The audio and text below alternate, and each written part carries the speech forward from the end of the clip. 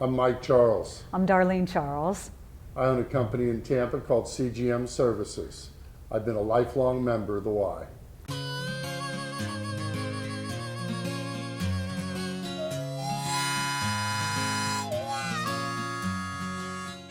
When I first got to Tampa, I really didn't have the resources to be able to do much of anything other than maybe be a Y member and help out every now and then somewhere around town. By the grace of God, we have been able to have a successful company, and that's allowed us to give back to the community.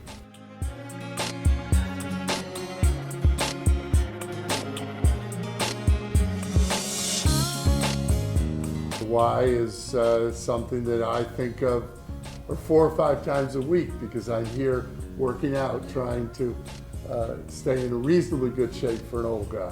And we've also been lucky enough to have the Y's business through the years, which was a competitive thing, but we've done well through the years, and it's allowed us to help even more because of the success of our relationship with the Y. When I think about it, you think about the connecting angles of a triangle. You think of Mike Charles, who started out in the Y taking swimming lessons, progressed to be a great community leader and businessman, and now he's fulfilling the circle in that he's reaching back and making sure that these teams have the same opportunity that I think he had once he started in the Y. And one of the largest parts of the groups that we like to be involved with is the Achievers Group here at the Y.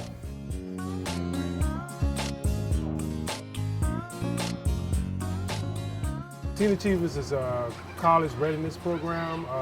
The main emphasis with the program is to make sure kids successfully navigate through high school. So you have to realize that 90% of our students hail from some of the worst neighborhoods in Tampa Bay. And sometimes our students walk around and they only see people who look like them. And so that puts them in a mindset of, I'm in this vacuum, I'm by myself, I'm only with people who look like me. And then you have a Mike Charles who doesn't resemble our students, but gives the world to them.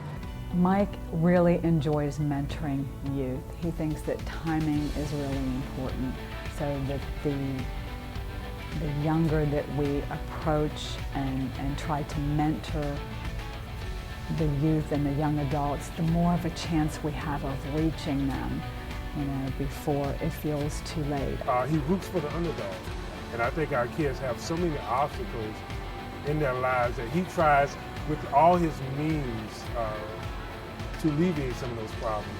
Sometimes it can be with his resources, of course his financial resources. I can give you a great story.